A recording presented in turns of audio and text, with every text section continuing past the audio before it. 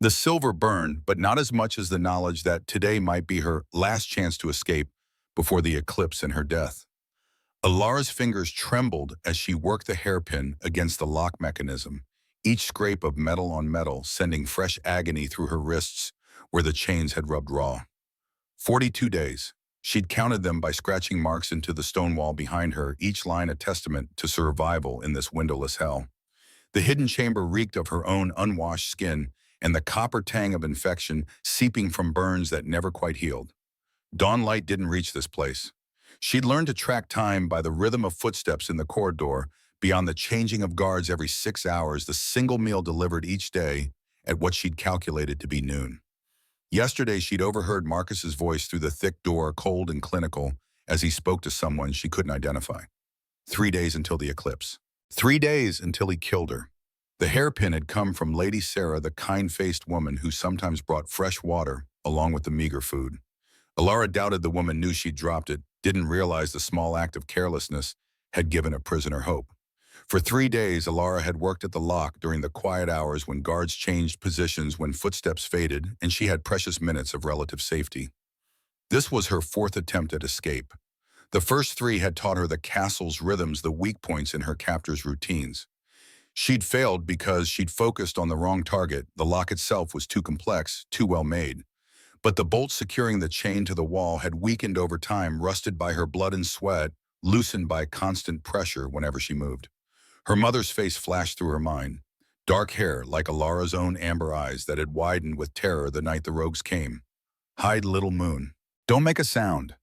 Those were the last words she'd heard before the screaming started, before Margaret found her the next morning curled in the root cellar, silent and shaking. She'd been 5 years old then. She was 24 now, and another man in power had decided her life meant less than his goals. The hairpin snapped. Alara bit back a curse, her heart hammering, as she heard footsteps approaching. Heavy boots measured pace, Marcus himself. Not a guard. She shoved the broken pieces under the thin blanket they'd given her, arranged herself against the wall to hide the fact that the chain hung slightly looser than before. Her work on the bolt had succeeded where the lock had defeated her. Another few hours and she'd have it free entirely. The door opened. Marcus entered carrying a tray with bread and water, his ice-blue eyes sweeping the chamber with the same clinical detachment he always displayed. Dirty blonde hair perfectly arranged despite the early hour. Expensive clothing that marked him as nobility, as someone who should have been trustworthy. He set the tray down just within her reach. 3 days, Omega. 3 days, and this will all be over. His voice carried no malice, no satisfaction, just certainty, as if her death were a mathematical equation he'd already solved. That frightened her more than cruelty would have. Cruelty could be reasoned with, bargained against. This zealot's conviction allowed no room for mercy. After he left, Alara stared at the food until her stomach's demands overcame her revulsion. She needed strength for what came next. Tonight, during the guard change at 2 in the morning, she'd pull the bolt free. She'd escape this tomb or die trying, because waiting meant death anyway, and at least in flight she'd have agency over her own ending. She forced down the stale bread, every bite an act of defiance. Across the castle, in the training yard where morning sun painted the stone walls gold, Kieran Silverpine moved through sword forms with unusual aggression. Each strike came harder than necessary, faster than the drill required. Commander Victoria matched his pace, but her dark eyes narrowed with concern, reading the tension in shoulders that should have been loose, the tightness in his jaw that spoke of sleepless nights. She parried his overhead swing and stepped back, calling a halt. "You're distracted, Your Majesty. That's the third opening you have left." The title grated. He'd asked her repeatedly to use his name when they were alone, but Victoria maintained protocol even during sparring sessions. Maybe especially then, keeping the distance that separated AlphaKing from subject commander from sovereign.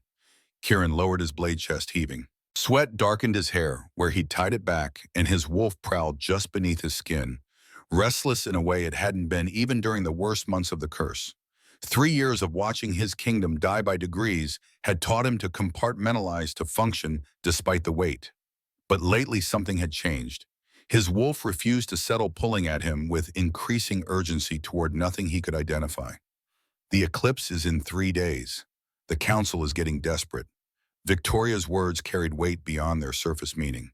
Kieran had attended last night's emergency session, listened to Lord Blackwood plead for action, any action, as his 7-year-old daughter faded from the wasting sickness. The curse had taken the girl's wolf last week, and without it, she wouldn't survive much longer. Desperation had given way to suggestions Kieran refused to entertain. Some of them had whispered about finding an Omega, any Omega, and forcing the issue. Kidnapping if necessary. One life to save thousands, they'd actually use those words as if mathematics justified atrocity. Desperate enough to suggest blood sacrifices if we had an Omega to sacrifice. The bitterness in his voice made Victoria's expression soften fractionally. Lord Blackwood's daughter is dying. The curse took her wolf last week. She's 7 years old. A pause waited with unspoken implications. Desperation makes people consider terrible things. Kieran knew. He'd sent scouts across the entire territory, then into neighboring packs, searching for any Omega born under a blood moon who matched the prophecy's description. 3 years of searching had yielded nothing but dead ends and false leads. Meanwhile, crops withered despite farmers' best efforts. Rivers ran shallow and muddy where they'd once been clear. Children were born too weak to shift, and elders lost their wolves entirely, dying human deaths that felt like betrayals of their nature. The kingdom was dying, and he could do nothing but watch. His wolf suddenly surged a wave of compulsion so strong he staggered. Victoria caught his arm, steadying him. "Sire." The pulling sensation intensified, no longer a vague restlessness, but a directive with force behind it. East, toward the castle's residential wing. His wolf howled internally, demanding obedience with an insistence that bordered on painful. "Not now," Kieran growled at the beast sharing his soul. It didn't listen. If anything, the urgency increased, threatening to overwhelm his human control. Gold bled into his vision claws, pricking at his fingertips. He forced the shift back, breathing through the need that made his entire body ache. "When's the last time you shifted? Your wolf needs release."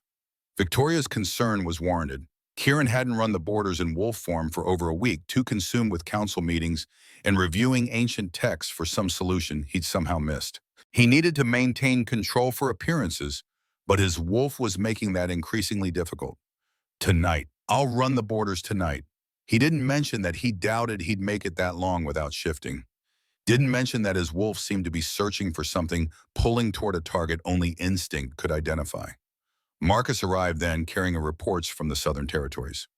Kieran's beta looked stressed, unusual for a man who maintained composure as second nature. Shadows darkened the skin under his eyes, and his movements held a jerky quality that suggested too much coffee and too little sleep. For the first time in 10 years of service, Kieran found himself questioning Marcus's loyalty. The thought arrived unbidden and unwelcome.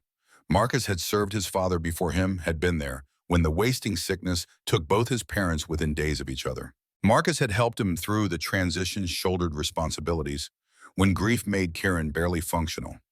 Suspecting him now felt like betraying a brother. But something was off. The way Marcus's gaze skittered away when Kieran tried to meet his eyes. The defensive set to his shoulders.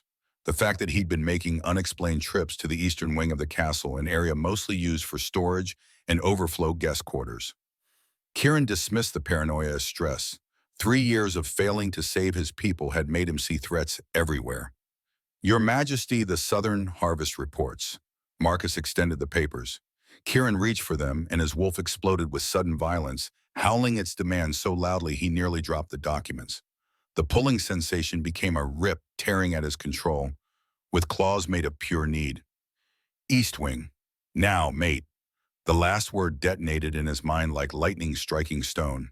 Kieran stared at Marcus, at Victoria, at the training yard full of warriors going through their morning drills, and felt his entire world tilt. His wolf had found something it recognized, something it needed, with a desperation that eclipsed every other priority. But that was impossible. He'd met every Omega in his territory, had personally interviewed dozens from neighboring packs during his search for the one from the prophecy. He would have known if his fated mate had been nearby. The bond was supposed to be instantaneous, unmistakable, unless she'd been hidden from him, unless someone had deliberately kept her away, concealed her presence behind walls and secrets, and his wolf snarled, shoving reason aside. Kieran spun and ran. Behind him, Victoria's shout of surprise faded into meaningless noise. His feet carried him across the training yard, through the castle's main entrance, into corridors he'd walked 1,000 times. Servants scattered from his path as gold bled fully into his eyes as his barely contained wolf leaked power into the air around him. Alphas in full rut produced less predatory energy than he radiated now. An instinct made weaker wolves drop their gazes, press themselves against walls to let him pass. The scent hit him as he neared the residential wing. Honey and pine smoke, the sweetness of Omega overlaid with blood and infection and fear. His wolf recognized it on a level that transcended thought, that bypassed every logical objection his human mind could raise. This was her, his mate, his Omega, his everything. She'd been here, in his castle, while he'd searched the entire territory. Rage and terror warred for dominance as he followed the scent trail. It led past the guest quarters, past the rooms housing his highest-ranking council members, straight toward Marcus's apartments. No, that couldn't be right. Marcus wouldn't. But the scent trail didn't lie. It ended at Marcus's door. Kieran's control, already threadbare, snapped entirely. He didn't knock, didn't announce himself. He grabbed the handle and twisted until the lock mechanism shattered, then shoved the door open hard enough to splinter wood. The sitting room appeared normal. Neat desk, organized papers, the trappings of a busy administrator's life. But his wolf pulled him deeper past furniture and pretense toward the bedroom beyond. Every breath brought her scent stronger, mixed now with silver, agonizing, burning silver that had no place touching Omega skin. Someone had chained her, with silver. His hands shifted involuntarily, claws extending as his control frayed to nothing. He heard running footsteps behind him, Victoria and guards responding to the commotion, but he couldn't wait. His mate was here, hurt, afraid, and every instinct demanded he reach her immediately. The bedroom yielded nothing obvious. Large bed, wardrobe, window overlooking gardens dying from the curse. But the scent was strongest here, and his wolf's certainty never wavered. Then he saw it. A gap in the tapestry on the far wall fabric, disturbed as if someone had passed through recently and failed to settle it back into place. Kieran crossed the room in 3 strides and yanked the tapestry aside. The hidden panel wasn't even properly closed, revealing a seam in the stone that shouldn't exist. He shoved it open and stepped into darkness beyond. The smell of silver burns hit him first, so strong it made his wolf whimper. Then the emptiness registered. A small chamber, windowless, and rank silver chains hanging from bolts in the wall. Blood staining the stone. Scratches marking days of captivity. 42 of them he counted in horror, but no prisoner. She'd been here. Recently, within the last few hours, based on scent strength. But now she was gone. Behind him, Victoria and her warriors filled the bedroom, their shock palpable as they took in the hidden chamber. "Your Majesty, what is this?"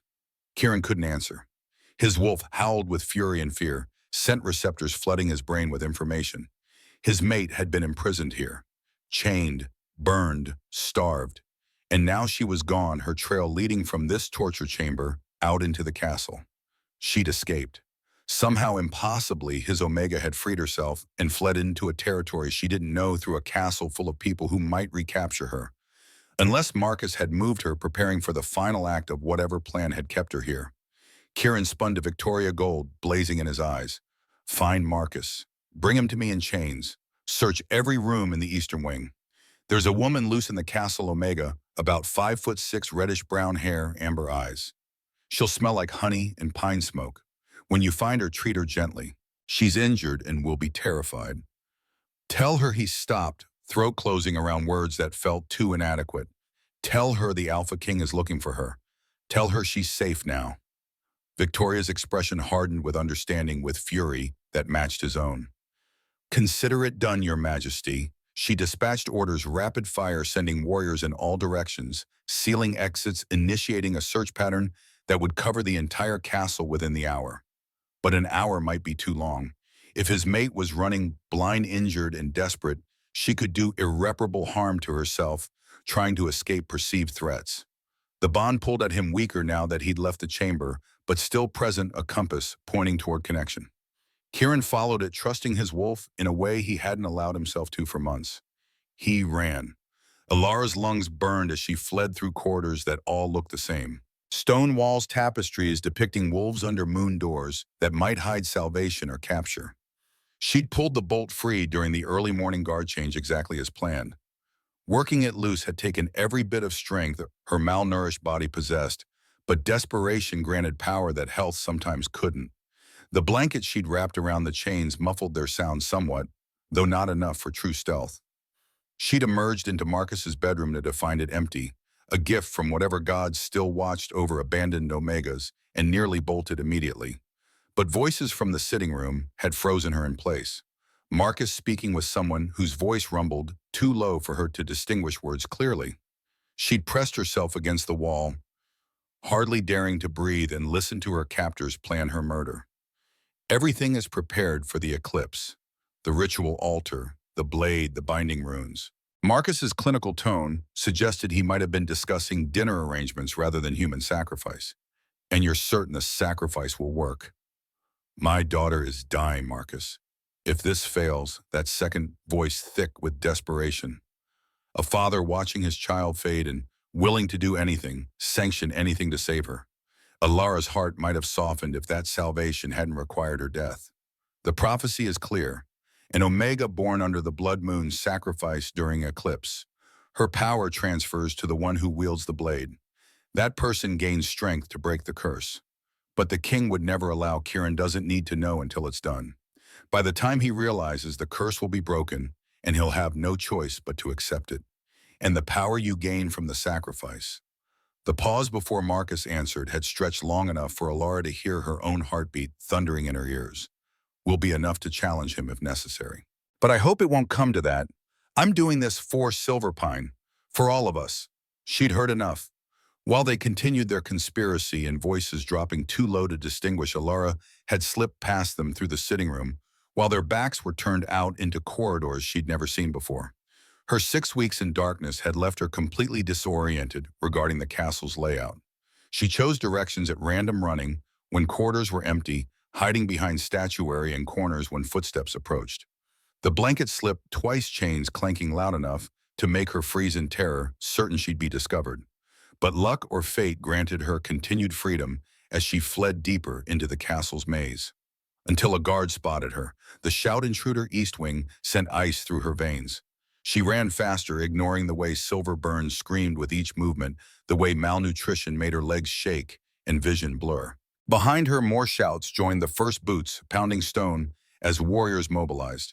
She crashed through a door into what appeared to be a library, shelves of books rising toward vaulted ceiling. Another door on the far side. She sprinted for it, chains dragging despite the blanket. Behind her, the first guard burst into the room. Alara hit the far door at full speed, shoulder checking it open, and found herself in another corridor. This one felt different somehow, more ornate with better lighting and artwork that spoke of importance. She was running toward the castle's heart rather than away from it, but retreat meant capture. She rounded a corner at full speed and slammed directly into a man coming from the opposite direction. The impact should have sent her sprawling. She was weakened, off balance, moving too fast. But impossibly strong hands caught her before she could fall, steadying her with a gentleness completely at odds with the power she could feel radiating from the person she'd hit. Alara looked up and the world stopped. Brown eyes met hers, shot through with gold that blazed as she watched. Dark hair fell loose around a face that might have been carved from stone, all hard angles and controlled strength.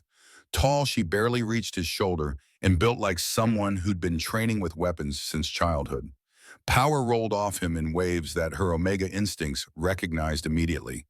Alpha. Dangerously powerful Alpha.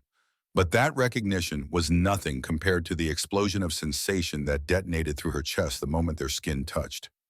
Pain, searing and absolute, blossomed at the base of her neck. Not injury, something deeper, more fundamental. A burning that wrote itself into her very bones, marking her in ways she didn't understand but couldn't deny. Every nerve in her body lit up simultaneously, awareness of him flooding her senses until she could barely distinguish where she ended and he began. The chains fell from nerveless fingers, forgotten. What is this? Her voice emerged hoarse from weeks of disuse, barely more than a whisper. But he heard. Those brown gold eyes widened with shock that mirrored her own understanding dawning across features that had been hard with fury moments before. His hands on her arms tightened fractionally, not restraining, but steadying, as if he knew her legs were about to give out.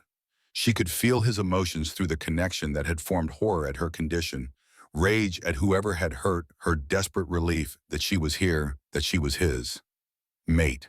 The word resonated through the connection, not spoken aloud, but communicated through whatever bond had just snapped into place between them.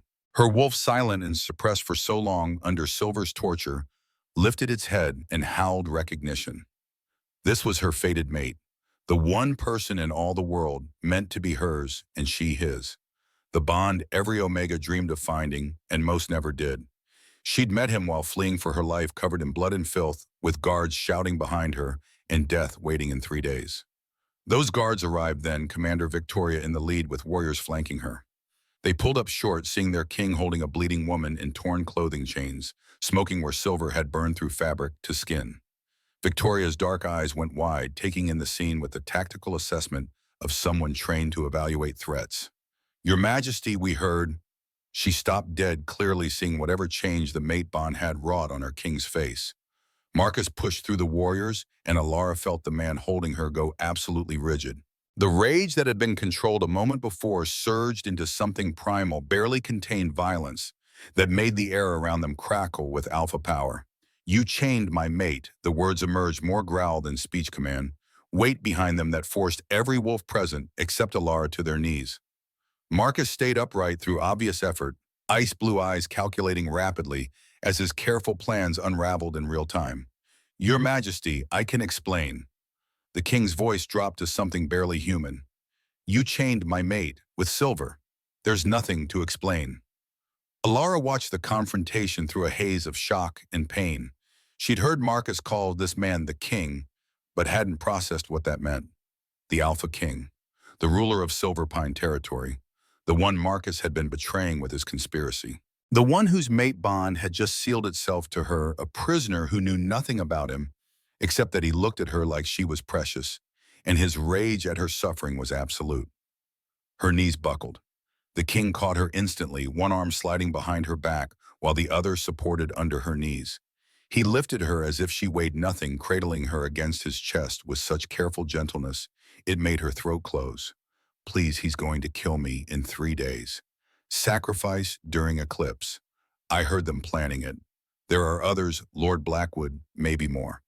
The words tumbled out, desperate and honest, because if she was going to trust anyone, it had to be this man whose emotions she could feel through the bond. His horror, his protective fury, his absolute determination that no one would hurt her again. "Please, I don't want to die." Something in his expression cracked the rage, giving way to tenderness that seemed wrong on features designed for command. "You're safe.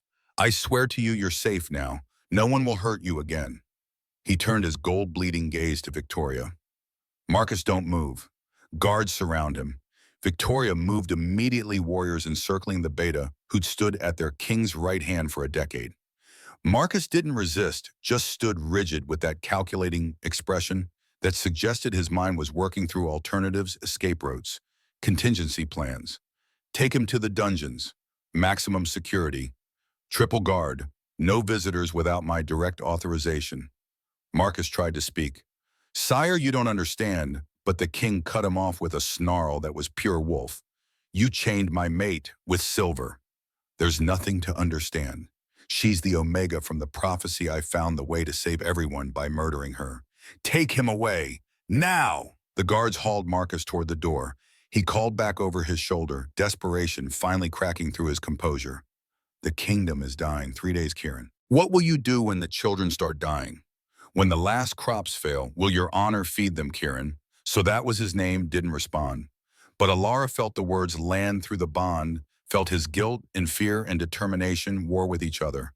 The conflict of a ruler watching his people suffer and having no solution except the one that required him to become a monster. Marcus disappeared from view, his shouts fading as guards dragged him deeper into the castle. The corridor fell silent except for Alara's ragged breathing and the pounding of her heart. Kieran looked down at her, and she saw past the alpha dominance to the man beneath. Someone exhausted, burdened, terrified for his people, and newly terrified for her. Someone who'd been searching for answers and found instead a mate he hadn't known existed in circumstances designed to tear them apart before they'd even begun. "Can you stand?" His voice had gentled all command, weight stripped away. She tried pushing against his hold and made it approximately 2 seconds before her legs gave out entirely. He caught her, of course, he caught her and pulled her back against his chest. "I've got you." 3 simple words, but they carried a promise she wanted desperately to believe. "I'm going to carry you to my chambers. You need medical attention. Is that all right?" The fact that he asked that he gave her choice even now when she was clearly incapable of walking meant more than he could possibly know. Every person in power she'd encountered had taken what they wanted without permission. This Alpha King mate asked for consent to help her. "You really didn't know I was here." His arms tightened fractionally, pain bleeding through the bond. "No, and that's a failure I'll have to live with. But right now you need help." She studied his face, reading sincerity in every line. Her wolf was already convinced, howling at certainty that this man would protect them, that the mate bond wouldn't lie. Her human side, traumatized and suspicious, needed more evidence. But she was bleeding and weak and had nowhere else to go. All right. He carried her through corridors that grew progressively more ornate, past servants who stopped and stared, past nobles who whispered behind raised hands. Alara kept her face pressed against his chest, smelling cedar, and something uniquely him, feeling his heartbeat steady beneath her ear.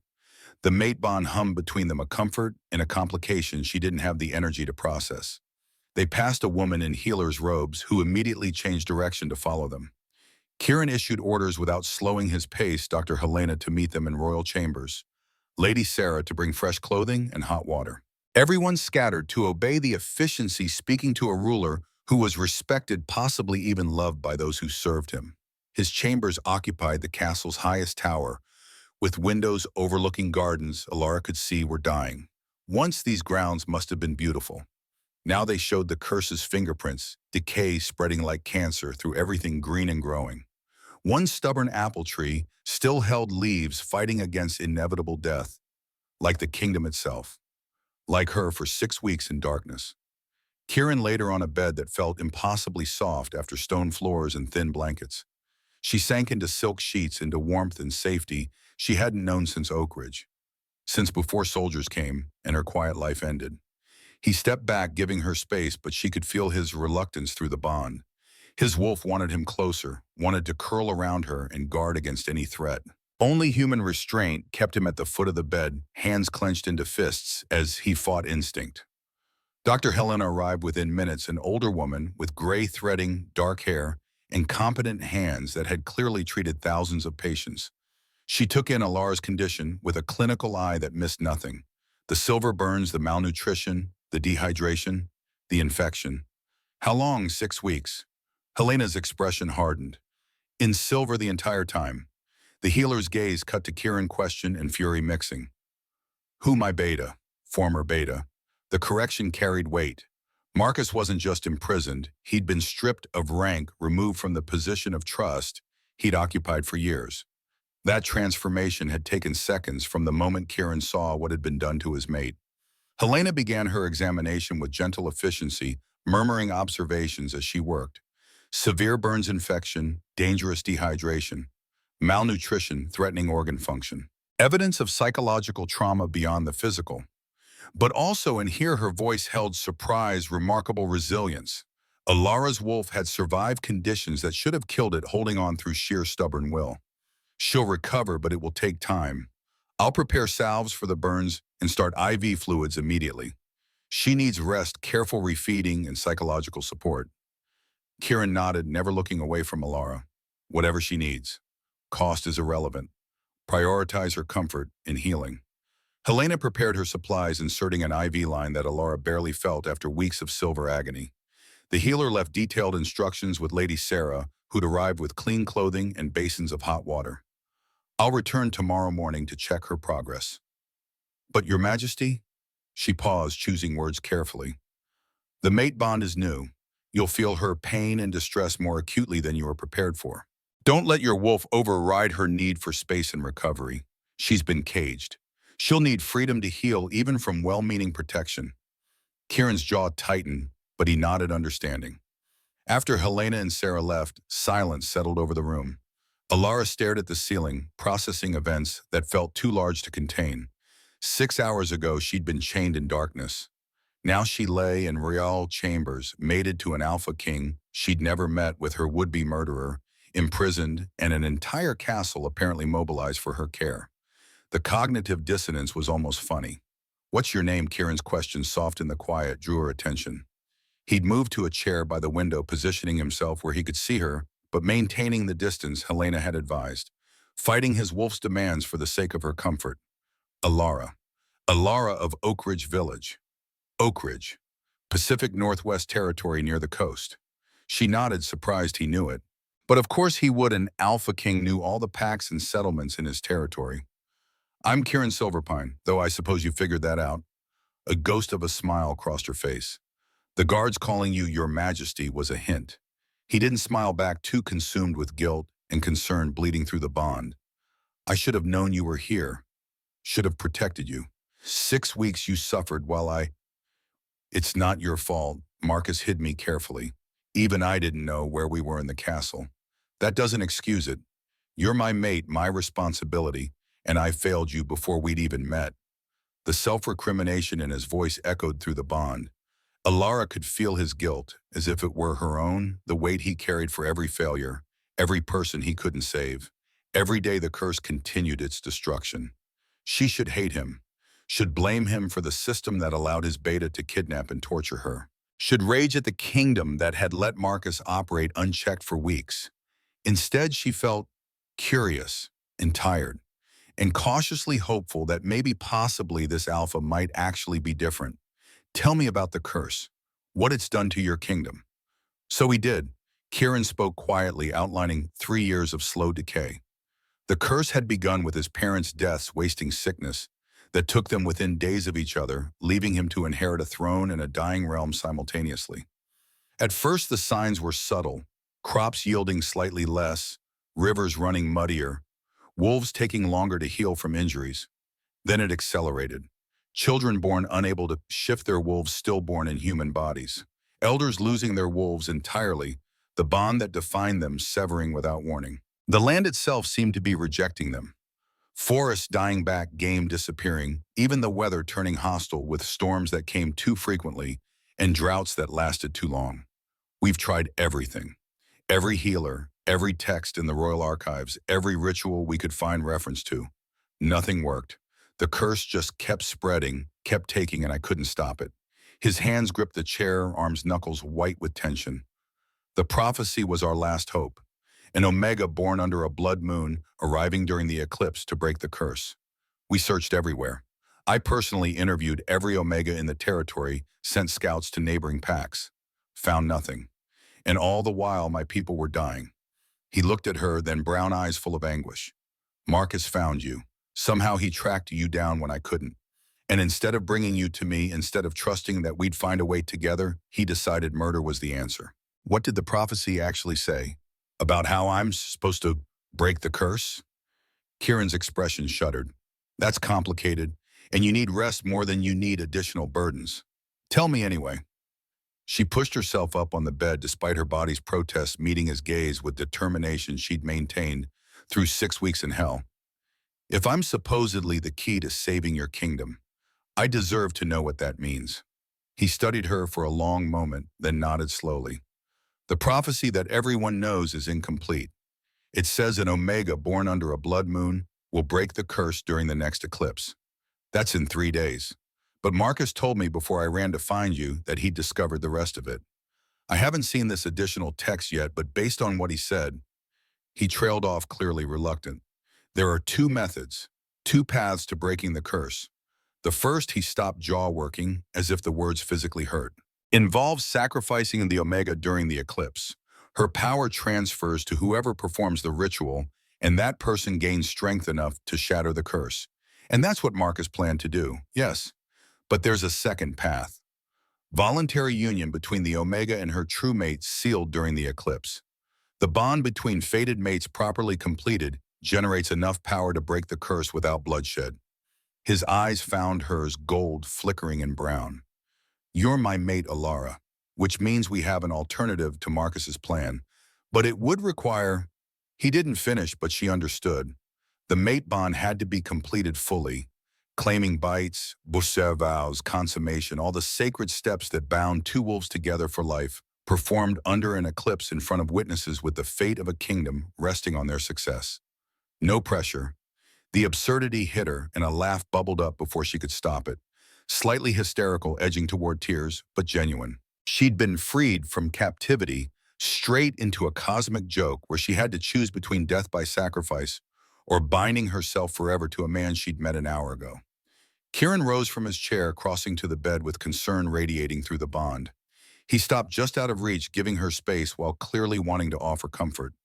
I know this is overwhelming. I know you have no reason to trust me or this bond or anything I'm saying. You've been tortured for weeks, and now you're supposed to make a life-altering decision in 3 days. It's impossible. Then what happens if I refuse? If I don't want either option, then you refuse. I'll protect you regardless. We'll find another way to break the curse, even if it takes years. Your autonomy matters more than any prophecy. The conviction in his voice resonated through the bond. He meant it. This Alpha King would let his kingdom continue suffering rather than force her hand, rather than become the kind of ruler who valued results over consent. That shouldn't have been remarkable. That should have been the baseline standard. But after Marcus, after 6 weeks of being treated as a tool rather than a person, Kieran's respect felt like revelation. I need to think, and sleep, and probably eat something more substantial than stale bread. A hint of smile touched his mouth the first she'd seen. I can arrange all of that. Sarah will bring food within the hour, small portions, easily digestible things that won't shock your system. You'll stay here in my chambers where I can ensure your safety, but I'll take the adjoining room to give you privacy. If you need anything at all, just call. I'll hear you through the bond. He moved toward the door, then paused. Alara, I know you don't know me yet, but I promise you on my life, on my kingdom, on everything I am, I will never let anyone hurt you again. She wanted to believe him. Her wolf was already convinced, the mate bond singing certainty through her veins. But her human mind, scarred by recent trauma, needed time and proof before trust could take root. Thank you for finding me, for stopping Marcus, for asking instead of demanding. He nodded once, a sharp jerk of his chin that might have been acknowledgement or might have been him wrestling his wolf back under control. Then he left, closing the door quietly behind him. Alara lay back against the pillows, staring at silk canopy overhead. Her wrists throbbed where IV lines ran into veins. Her entire body ached with the bone-deep exhaustion of survival. And through it all, the mate bond hummed warmly at the base of her neck, connecting her to an Alpha King in the next room who'd upended his life the moment their eyes met. 3 days until the eclipse. 3 days to decide if she trusted him enough to complete the bond. 3 days to determine the fate of a kingdom she'd never seen until this morning. She closed her eyes and let unconsciousness claim her, too tired to process anything more. In the adjoining chamber, Kieran stood at the window, watching his dying kingdom and feeling his mate's pain through the bond. Every ache in her body echoed in his. Every flash of remembered trauma hit him like physical blows. The bond amplified everything, making her suffering his in ways that threatened to drive him out of his mind. His wolf paced frantically, demanding he return to her side guard. Her sleep ensured no threat could possibly reach her. Only iron control kept him in place, respecting her need for space over his need for proximity. Commander Victoria arrived as sunset painted the sky in shades of blood and gold. She carried reports, her expression grim. Marcus is secured in the lowest dungeon cells. Triple guard as ordered. He's not talking, but we searched his chambers thoroughly. And Victoria laid out items on his desk. Documents, letters, an ancient scroll sealed in protective casing. Kieran's blood ran cold as he read through evidence of conspiracy that went far deeper than one beta's betrayal. Letters from 6 different nobles, all discussing the prophecy, debating methods, calculating costs and benefits of sacrifice versus alliance. Lord Blackwood's handwriting desperate and pleading as he begged Marcus to save his daughter. Lady Serena's elegant script outlining how the kingdom could be reorganized after the curse broke, power redistributed to those who'd shown true commitment to Silverpine's survival. They'd all known, maybe not about Alara specifically, maybe not about the kidnapping and torture, but they'd known Marcus was planning something, and they'd offered support. How many conspirators total? At minimum, the 6 who sent letters, possibly more who were careful not to leave written evidence. And Sire Victoria's voice dropped. You need to read the scroll. Kieran broke the seal, carefully unrolling parchment that smelled of age and dark magic. Ancient text, carefully translated into modern language, laid out the full prophecy that had been fragments for generations. Everything Marcus had said was true. Two paths both capable of breaking the curse: sacrifice or union, murder or mate bond. The choice that would define his kingdom's future rested in the hands of a traumatized Omega who had every reason to reject both options. But there was more. Details Marcus hadn't mentioned either, because he didn't know or didn't care. The curse wasn't random. It had been cast deliberately 3 generations ago by a dying shaman whose pack had been slaughtered during territorial expansion. Alpha Dominic Silverpine Kieran's great-grandfather had wanted these lands. When the Moonwater Pack refused to yield, he'd taken the territory by force, killing every man, woman, and child who stood in his way. The shaman's final act, dying from wounds no healing could address, had been to curse Dominic's bloodline. The curse would remain dormant for generations, then activate and destroy everything the Silver Pines built on stolen land.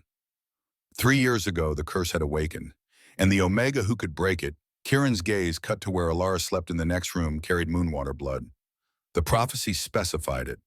Last daughter of the slaughtered pack, born under Blood Moon, to parents who'd survived by hiding their heritage, keeping their bloodline secret even as they searched for justice.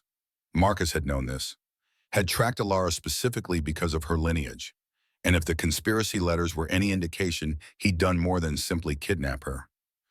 Victoria, what do we know about Alara's parents? The commander's expression darkened. Killed 19 years ago, officially attributed to rogue attacks, but the timing is suspicious. They died shortly after making inquiries about Silverpine Pack history, asking questions about territorial expansion in the old days. Kieran's hands clenched on the scroll. Marcus killed them, almost certainly. He would have wanted to eliminate anyone who might challenge Silverpine's claim to these lands, or who might identify Alara as valuable before he was ready to use her. So she's not just my mate. She's the last survivor of the pack my great-grandfather slaughtered, orphaned at 5 by my beta's orders, hidden for 19 years, then kidnapped and tortured when Marcus decided she was more useful dead than alive. Victoria nodded slowly. And in 3 days, you have to ask her to trust you enough to complete a mate bond that will tie her forever to the bloodline that destroyed hers. Sire, this is impossible. I know. He stared at the scroll, at the evidence of his family's crimes, at the price Alara had paid for sins committed before either of them were born. How do I tell her? How do I explain that my great-grandfather murdered her ancestors, that my beta killed her parents, that everything she suffered traces back to my bloodline? Do you have to, at least right now while she's healing you? Because if she agrees to the mate bond without knowing and then discovers the truth later, she'll never forgive me. I won't start this relationship with lies of omission, assuming there is a relationship. She might refuse regardless. Then she refuses and we find another way. Victoria studied him, conflict clear in her expression. Sire, you know I respect your principles, but Lord Blackwood's daughter has days left. There are 13 other children in similar condition across the territory. The curse is accelerating our scouts, report the blight spreading faster than before. If we wait months or years to find an alternative solution. How many die in the meantime? Kieran met her gaze steadily. I won't force her. Not even to save those children. Because the moment I compromise on that, the moment I decide one person's autonomy is worth less than collective good, I become my great-grandfather. I become Marcus. And then it doesn't matter if we break the curse, we'll have proven we don't deserve to survive. Victoria's expression softened. Your father would have said the same thing. My father's principles got him and my mother killed. Marcus murdered them because they wanted to make reparations to Moonwater descendants, to acknowledge the crime and seek forgiveness. He killed them rather than let them weaken the pack by admitting fault. Then prove him wrong. Show that honor and survival aren't mutually exclusive. Kieran hoped she was right. He spent the night at his desk reviewing documents and testimony, building a case against Marcus and his conspirators that would stand up to pack law. The evidence was damning, but he needed to be thorough. These weren't just criminals, they were nobles who commanded respect and loyalty, who had their own networks of support. Removing them would create power vacuums that enemies might exploit. Dawn arrived, pale light spreading across dying gardens. Kieran felt the moment Alara woke through the bond, the spike of disorientation giving way to memory and anxiety. He waited, giving her time to process before knocking gently on the connecting door. "Come in." Her voice still held hoarseness from disuse, but it was stronger than yesterday. He entered to find her sitting up in bed, of V-lines trailing from one arm, wearing the soft clothing Sarah had left for her. She looked impossibly young, despite being 24, vulnerability in the set of her shoulders warring with the steel in her amber eyes. "How do you feel?" "Like I've been hit by a truck, dragged through broken glass and left to ferment. But alive, so that's progress." The dry humor surprised him, evidence of resilience that 6 weeks in chains hadn't broken. His respect for her increased. "Dr. Helena will be here soon to check your progress. Sarah will bring breakfast, actual food this time, not prison rations. But first, there's something I need to tell you about the curse and your connection to it and why Marcus targeted you specifically." She went very still. "I'm not going to like this, and I know. But you deserve the truth even when it's ugly." So he told her everything. His great-grandfather's massacre of the Moonwater Pack, the shaman's dying curse, the fact that Alara carried Moonwater blood, and her parents had been murdered to keep that heritage secret. He laid out the full scope of Marcus's conspiracy, the nobles who'd supported it, the evidence suggesting her parents' death was anything but random. With each revelation, he felt her emotions through the bond. Shock giving way to fury, grief resurging for parents she'd lost at 5, betrayal at learning the scope of what had been stolen from her. But underneath it all, a core of steel that refused to break even as her worldview shattered. When he finished, silence stretched between them. Alara stared at her hands, processing information that redefined her entire life. She'd thought herself an orphan raised by kind strangers. In reality, she was the last survivor of a genocide hidden and then hunted, her tragedy directly traceable to the man whose mate bond she now carried. "So your family killed mine. Your beta killed my parents. And now you're asking me to bind myself to you forever to fix a curse that exists because your great-grandfather was a murderer." When she put it that way, it sounded indefensible. "I'm not asking anything. I'm giving you information so you can make an informed choice. If you want to leave, I'll provide escort and resources. If you want to stay but reject the bond, I'll protect you and find another solution. And if you're willing to consider the mate bond despite everything—" He stopped, not sure how to finish that sentence. "Then I'll spend the rest of my life trying to be worthy of that trust." She looked up, amber eyes measuring him with intensity that felt like a physical touch. "You really believe that, don't you? That my choice matters more than your kingdom's survival? I believe that a kingdom built on violating people's autonomy isn't worth saving. I believe that becoming a monster to defeat monsters is still just becoming a monster. And I believe," he met her gaze directly, "that you're my mate, Alara, not because of prophecy or curse or convenient timing. Because when our eyes met, something in me recognized something in you, and nothing in this world could make me hurt you, even to save everyone else." The conviction in his voice resonated through the bond. She could feel his sincerity, his determination, his absolute certainty that she mattered more than kingdoms or causes or collective good. It should have been manipulation, should have felt like pressure dressed up as choice. Instead, it felt like the first honest thing anyone had said to her in 6 weeks. "I need to see it. The dying kingdom, the children who are sick. I need to understand what I'm choosing between, not just hear about it secondhand." Kieran nodded slowly. "Dr. Helena won't like you moving around so soon, but if you're willing to risk it, I'll take you anywhere you want to go. Then get me out of this bed. I've spent enough time lying down." Dr. Helena arrived with protests already forming on her lips, but one look at Alara's expression silenced them. The healer checked vitals with practiced efficiency, muttering about stubborn patients and irresponsible kings, though her hands remained gentle as she removed the IV line and applied fresh bandages to silver burns that had begun impossibly to show signs of healing. "You're recovering faster than you should. Your wolf is stronger than any I've encountered." Alara flexed her fingers, testing strength that had returned overnight despite malnutrition that should have kept her bedridden for days. The mate bond hummed warmly at her neck, and she wondered if Kieran's alpha power was somehow feeding into her recovery, accelerating what should have taken weeks. Kieran waited while she dressed in clothing Sarah had provided, simple but well-made, size perfectly, despite no one having taken measurements. Someone had guessed correctly, Or perhaps Sarah had a gift for such things. The fabric felt foreign against skin, accustomed to rags and chains, luxury she'd never experienced even in Oak Ridge's simple comfort.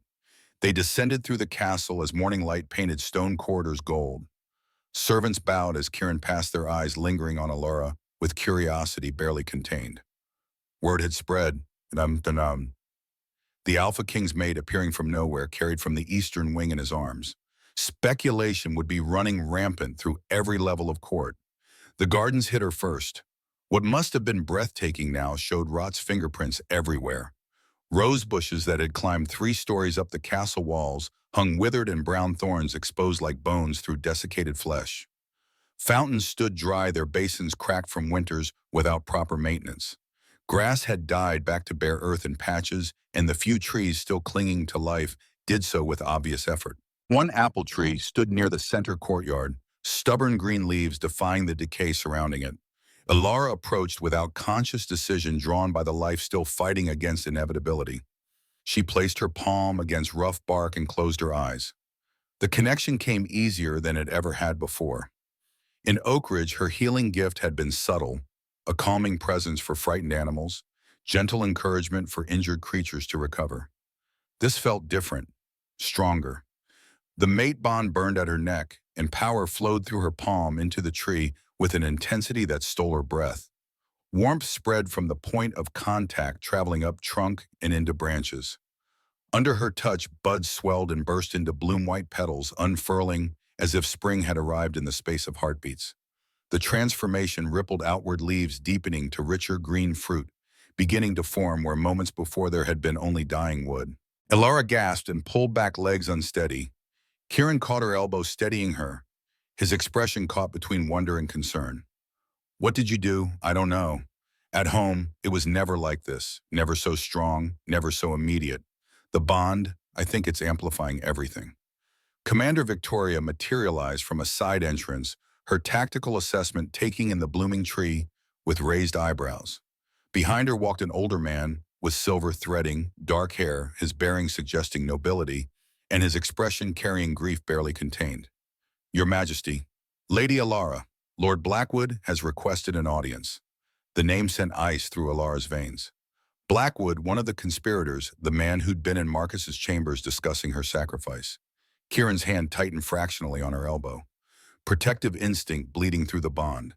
"Bring him forward." Blackwood approached with shoulders bowed under invisible weight. Up close, the signs of prolonged stress marked him clearly. Shadows under eyes that had forgotten sleep lines carved deeper than his years, warranted hands that shook slightly before he clasped them together. This wasn't the cold conspirator she'd imagined. This was a father watching his child die. "Your Majesty, Lady Alara, I come to beg forgiveness and offer explanation, not excuse. My daughter Lily is 7 years old. 3 days ago, the curse took her wolf. Without it, she's fading. The healers give her perhaps a week before her body gives up entirely." His voice cracked. "When Marcus presented his plan, the sacrifice, I knew it was wrong. I knew. But when your child is dying and someone offers salvation, even terrible salvation, desperation makes monsters of decent men. I supported him because I couldn't watch Lily die without trying everything, anything, even atrocity."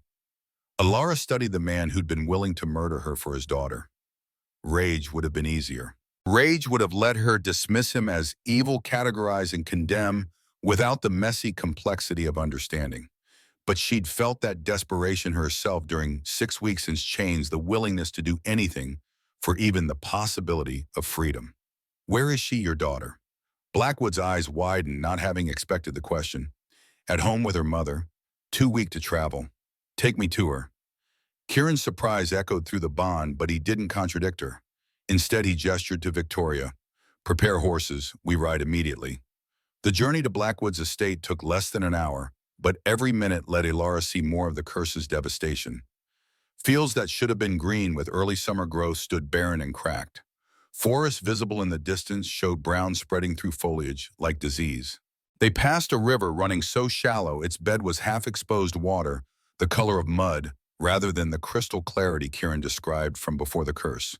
People working those failing fields looked up as their king passed, hope and desperation mixing on faces too thin too worn. Children played in dirt rather than grass, their games subdued in ways childhood shouldn't be. Ilara felt Kieran's guilt through the bond, the weight he carried for every person suffering, every life the curse touched. Blackwood's home, while noble, showed the same decline as everything else. Gardens struggling, paint peeling, general air of maintenance deferred because energy went towards survival rather than aesthetics. A woman met them at the door, Blackwood's wife, her face ravaged by the same sleepless grief as her husband. She's upstairs. Please, if there's anything you can do. Ilara followed them to a second-floor bedroom, where a small girl lay in a bed too large for her frame. Lily Blackwood had her father's coloring and her mother's delicate features, but the curse had stolen the vitality that should have animated a 7-year-old. Her breathing came shallow and labored, skin pale as parchment, eyes closed as she drifted in twilight between waking and true rest. Ilara knelt beside the bed, placing one hand on the girl's chest. She closed her eyes and reached for the connection that had come so easily with the apple tree. The curse met her like a wall. Not passive decay, but active malevolence. Dark threads wrapped around Lily's wolf, strangling and poisoning simultaneously.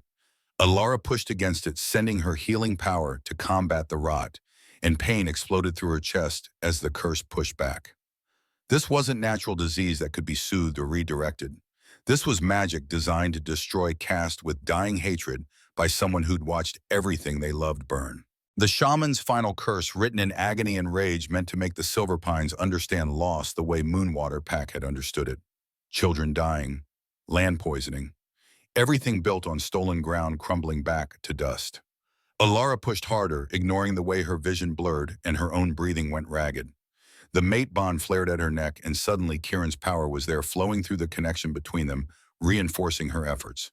Not controlling, not overriding, but supporting his strength, supplementing hers without taking over.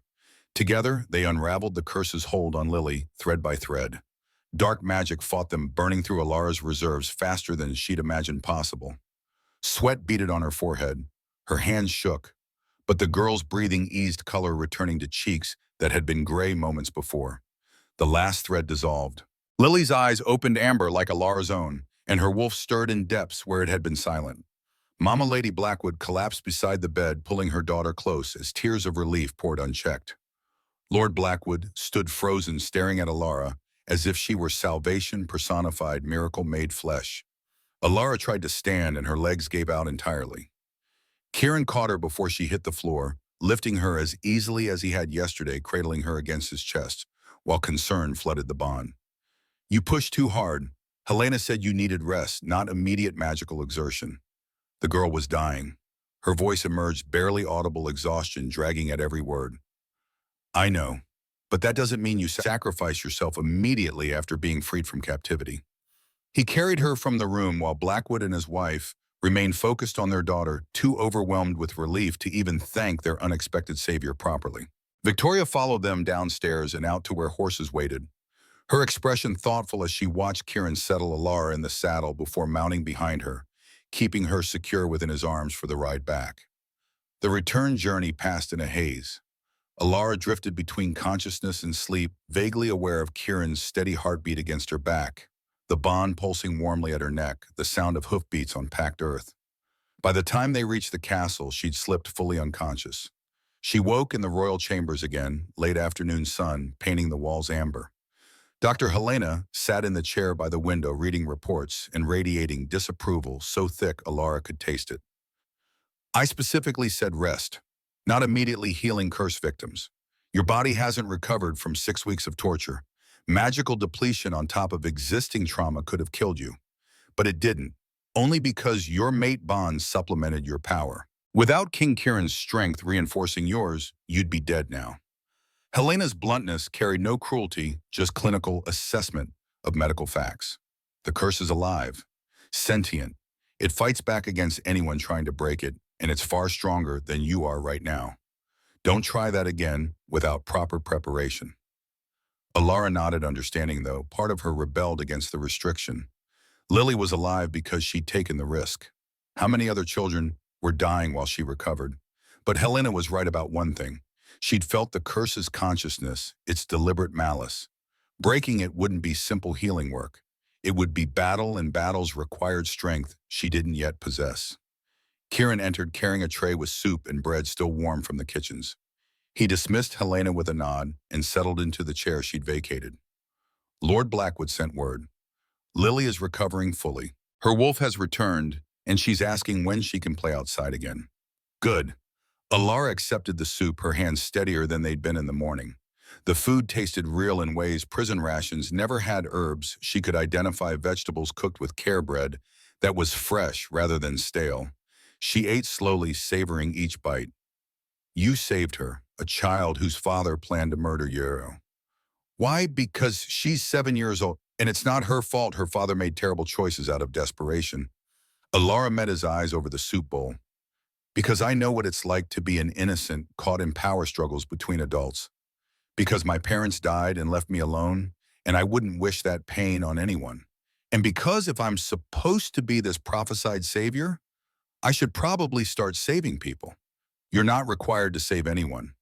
The prophecy doesn't make demands, it offers possibility. Maybe. But I felt the curse today when I touched Lily.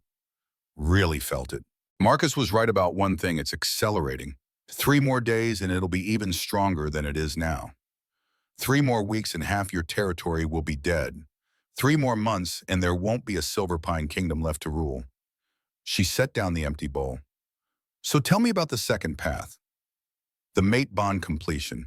What exactly does it require? Kieran's expression shifted, something vulnerable emerging through his usual control. Exchange of vows, claiming bites that Marcus has bonded, consummation during the eclipse, all performed before witnesses at a sacred site. The power generated by completing the mate bond at that specific time in that specific way should be enough to shatter the curse. Should be, not will be. Nothing is guaranteed, but it has better odds than sacrifice, and it doesn't require your death. What happens if it fails? If we complete the bond and the curse doesn't break, then we're mated for life and we find another solution. The bond is permanent, Alara. There's no divorce in wolf culture. Once sealed, it's sealed forever. So I'd be tied eternally to the bloodline that destroyed mine in a kingdom built on genocide, serving as living reminder of everything the Silver Pines stole. When she put it that way, the choice sounded impossible.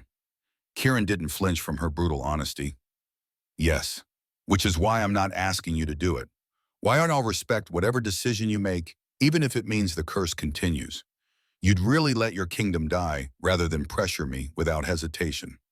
The certainty in his voice and his emotions bleeding through the pandemon wasn't performance. This wasn't strategic manipulation dressed as noble principle. He genuinely believed her autonomy mattered more than collective survival. That conviction, more than anything else, made her consider the impossible. I want to see the sacred site where the ritual would happen. They rode out at sunset, just the two of them, with Victoria and a small guard contingent trailing at respectful distance. The sacred grounds lay at the castle's heart, where garden paths converged around an altar of black stone that predated the Silver Pines by centuries. Ancient runes carved deep into its surface caught the dying light symbols in a language Alara didn't recognize, but that made her wolf stir with uneasy recognition. This is where the Moonwater Shaman cast the original curse, the most powerful site in the territory where magic runs closest to the surface. Any ritual performed here carries amplified weight. Alara approached the altar, slowly trailing her fingers across runes that pulsed faintly under her touch. The curse's presence was stronger here, concentrated at its point of origin. She could feel the shaman's dying rage imprinted in the stone, generations of hatred compressed into obsidian darkness. But underneath that, older and deeper, she felt something else. Recognition. Not her own, but her wolf's ancestral memory, reaching back through bloodline to when Moonwater Pack had called this land home, before Silver Pines came with swords and fire. My ancestors performed their most sacred ceremonies here. Matings, births, deaths. This was holy ground before it became a murder site. Kieran stood several feet back, giving her space to process. If you agreed to the ritual, we'd reclaim that holiness. Transform this place from site of genocide to site of healing. Your bloodline joining with mine, acknowledging past crimes while building toward different future. Poetic. Also possibly propaganda. But even as she said it, Alara felt the rightness of the concept. The shaman had cursed this ground with death. She could bless it with life. The symmetry appealed to something deep in her Omega nature, the drive to heal and build rather than destroy. Tell me about your parents. The ones Marcus murdered. Kieran moved closer, not touching, but near enough that she could feel his warmth. My father was AlphaKing before me, strong, respected, but also merciful. He believed power meant responsibility to protect the weak, not exploit them. My mother was brilliant, could debate philosophy and politics for hours, while also maintaining the most spectacular gardens you've ever seen. She taught me that leadership means service, not dominance. He paused, pain threading through the bond. 3 years ago, they discovered the truth about the Moonwater Massacre. Found documents in the Royal Archives that spelled out exactly what my great-grandfather had done. They were horrified. Started researching survivors, planning reparations, intending to publicly acknowledge the crime and seek forgiveness from any Moonwater descendants still living. But Marcus killed them before they could weaken the pack by admitting fault. Yes. He saw their honor as liability. Believed owning the crime would invite challenges from neighboring territories, make Silverpine look vulnerable. So he poisoned them, made it look like natural illness, and ensured the secret stayed buried. Until you found out. Until today, when Victoria showed me Marcus's journal, he kept detailed records, including his reasoning for the murders. Apparently, he considered it his duty as Beta to protect the pack even from its own king's conscience. Alara turned to face him fully. How do you live with that, knowing your trusted advisor killed your parents, that the kingdom you're trying to save was built on genocide, that everyone suffering now is cosmic justice for crimes your family committed? Kieran's expression cracked, showing the guilt and anguish he usually kept controlled. Most days I don't know. I just keep moving, keep trying to fix things, keep hoping that if I'm better than those who came before, maybe I can earn the right to call myself AlphaKing. But then I found you and everything got more complicated. Because I'm living proof of your family's crimes. Because you're my mate and I have to choose between respecting your autonomy and saving my people. Because there's no clean answer, no path forward that doesn't involve someone suffering. And because I'm terrified that whatever choice you make, I'll lose you before we've even begun. The vulnerability in his voice resonated through the bond, completely unguarded. He wasn't performing alpha strength or royal composure. He was just Kieran, exhausted and scared and trying his best in an impossible situation. Alara stepped closer, closing the distance between them, and placed her hand over his heart. Through the mate bond, she felt his pulse racing, his wolf howling for her, his human side wrestling with instinct to give her the space she needed. I'm considering it. The mate bond, the ritual, not because of the curse or the kingdom or the prophecy, because when I look at you, I see someone who could have forced my hand a dozen different ways but chose to respect my choice instead. Someone who values my autonomy more than his own success. His hand covered hers, careful not to press too hard. And that's enough, after everything I don't know yet, but I'm willing to find out. They stood there as darkness fell, connected by touch and bond and possibility, while the cursed kingdom waited for a decision that would determine everyone's fate. Around them, the sacred grounds pulsed with accumulated magic, ancient power sleeping, until called to witness either transformation or tragedy. In the dungeons beneath the castle, Marcus sat in darkness and planned his escape. Guards rotated every 6 hours with military precision, but precision meant predictability, and predictability could be exploited. He had allies still, Serena, certainly possibly Blackwood, depending on how the child fared, others who understood that survival sometimes required terrible choices. The king was weak, just as Marcus had always known. Sentimental about honor and consent when the kingdom needed ruthlessness. The Omega was the key, but Kieran would never use her properly, would let thousands die rather than sacrifice one. So Marcus would have to act. 3 days until the eclipse. 3 days to coordinate with his remaining conspirators, arrange his escape, and complete the ritual he'd planned from the beginning. The Omega would die on that altar, whether she wanted to or not, and the power from her sacrifice would make Marcus strong enough to challenge Kieran for the throne. Then he'd rebuild Silverpine properly with leaders who understood that hard choices separated great alphas from merely good ones. The kingdom would be saved, and history would judge his actions as necessary rather than criminal. He just had to survive long enough to see it through. Above, unaware of plots forming in shadow, Alara and Kieran returned to the royal chambers. The eclipse was 2 days away. Time enough to prepare or not nearly enough depending on perspective. Alara's burns had healed to pink scars, her strength mostly returned, but exhaustion from healing Lily still dragged at her bones. Stay tonight. Not here, but close. The adjoining room. Kieran gestured to the door connecting his chambers to what must be a guest suite. You'll be safe, and if nightmares come after what you've endured, I'll be near enough to help. Alara studied him, reading sincerity in every line of his expression. The bond let her feel his motivation's genuine concern mixed with selfish desire to have her close, but the selfish desire stayed controlled, never crossing into pressure. All right, but you'll tell me if your wolf becomes too difficult to manage. I won't be the reason you lose control. My wolf is fine. Impatient, but fine. Liar. She felt his wolf's desperation through the bond, the beast demanding claiming and completion. Only Kieran's iron control kept at least, respecting her need for time, despite every instinct screaming otherwise.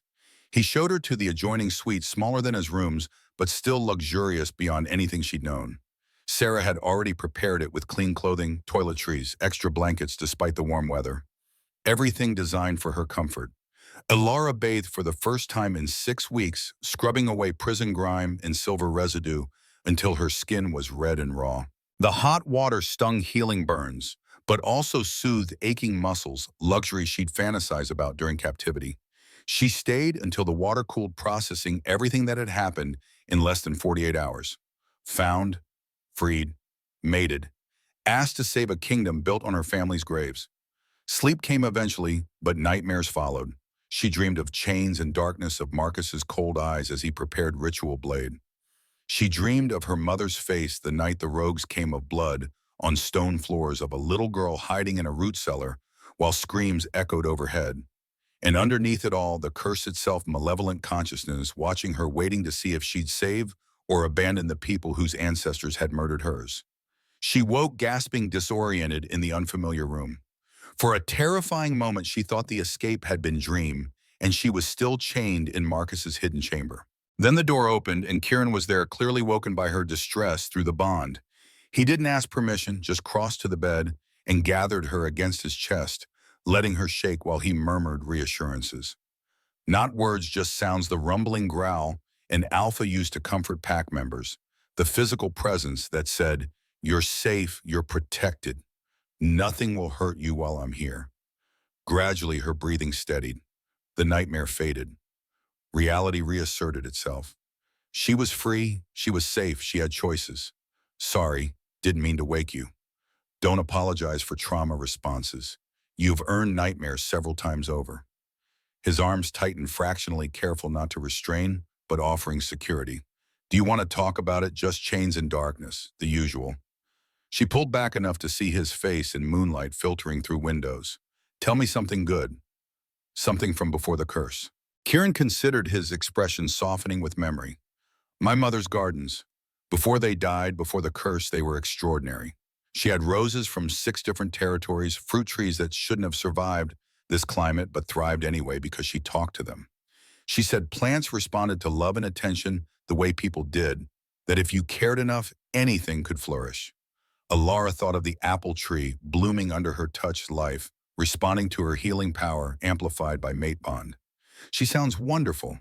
She would have liked you, would have been furious about what Marcus did, but also fascinated by your gift. She had theories about Omega healing abilities, believed they were stronger than most recognize, but that social conditioning trained Omegas not to develop them fully. Why? Because powerful Omegas threaten Alpha dominance. Easier to keep them categorized as submissive and decorative than acknowledge they might be stronger than Alphas in ways that matter. He said it with matter-of-fact directness that suggested he believed it completely. You really aren't like other Alphas, are you? I had good parents and learned hard lessons. That's all. They sat together in comfortable silence, neither pulling away despite propriety suggesting they should. The mate bond hummed between them, no longer burning urgency, but steady warmth that soothed rather than demanded. Tomorrow I want to meet with your council, hear what they have to say about the ritual and the alternatives. Then I'll decide. Kieran nodded against her hair. Whatever you decide, I'll support. Alara hoped that remained true when she made her choice, because she was increasingly certain what that choice would be. Not because the kingdom deserved saving jury was still out on that, but because the mate bond was real and Kieran was genuine, and the possibility of building something good from generational tragedy appealed to the healer in her soul. She'd spent 6 weeks having agency stolen. Now she'd reclaim it by choosing freely, even if that choice bound her to complicated futures and impossible responsibilities. The eclipse waited 2 days away, patient and inevitable, while the kingdom held its breath and the curse accelerated toward critical mass, and two people who'd been strangers 48 hours ago prepared to bet everything on a bond neither had expected, but both were learning to trust. Dawn arrived with the weight of finality. Eclipse day. The morning sky stretched pale and cloudless, offering no mercy of storms to delay what must come. Alara woke in Kieran's arms sometime during the night. She'd stopped pretending distance mattered and let him hold her properly, his warmth chasing away nightmare remnants that tried to reclaim her sleep. She extracted herself carefully, though the bond meant he woke anyway, brown eyes finding hers in the gray pre-dawn light. No words passed between them. None were needed.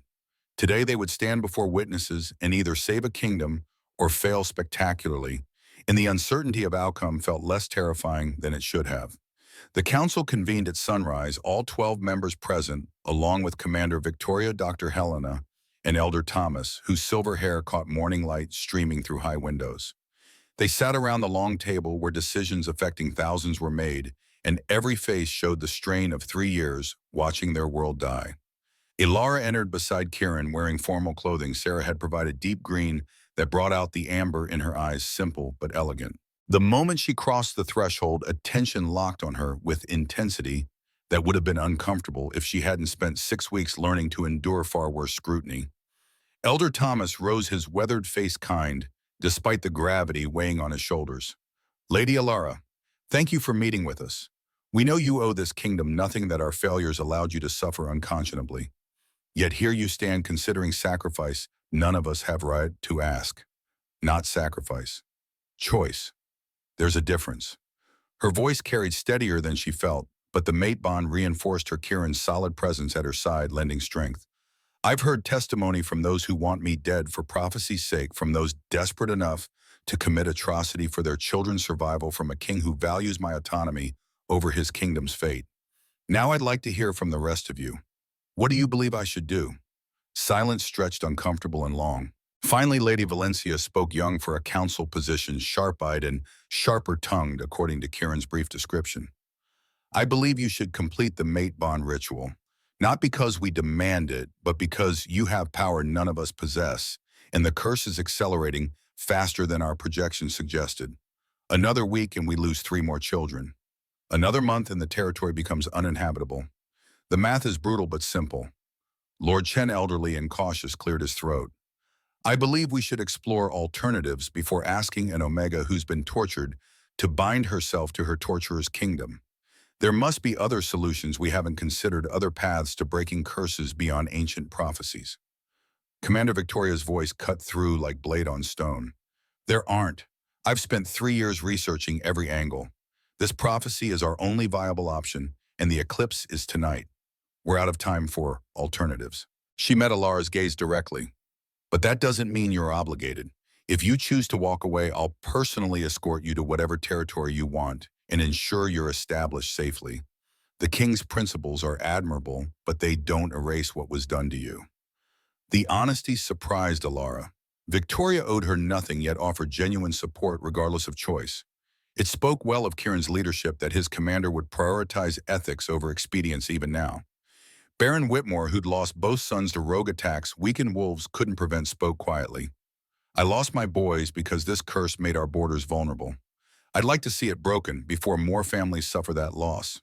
But I won't trade one person's freedom for collective security. That's not the kind of kingdom worth saving. Around the table, others nodded agreement. Not universal, some faces showed frustration at what they perceived as a weakness, at choosing principles over pragmatism. But the majority seemed to genuinely believe her choice mattered more than their needs.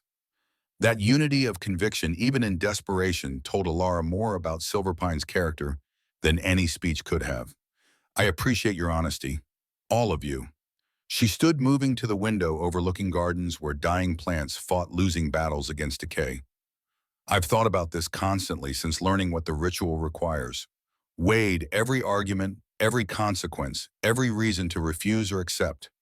And I keep coming back to one truth: I'm the last of the Moonwater bloodline. My ancestors' dying curse is killing innocents who had nothing to do with the original genocide. Children like Lily Blackwood, who deserve futures without being punished for crimes committed before their grandparents were born. She turned back to face the council. The shaman who cast this curse wanted Silver Pines to understand loss the way Moonwater understood it. To watch everything they built crumble, to feel helplessness and rage and grief. And they have. 3 years of suffering, countless deaths, a kingdom dying by degrees. The point has been made. The lesson has been learned. Her hand moved unconsciously to her neck, where the mate mark burned warm. So I choose to break the cycle. Not because I forgive the genocide, I don't, and I never will. Not because I trust all of you, I don't know you well enough for trust. But because Kieran gave me choice when he could have taken it, and that matters. Because the mate bond is real, and I'd rather explore what that means than run from it. And because I'm tired of being afraid.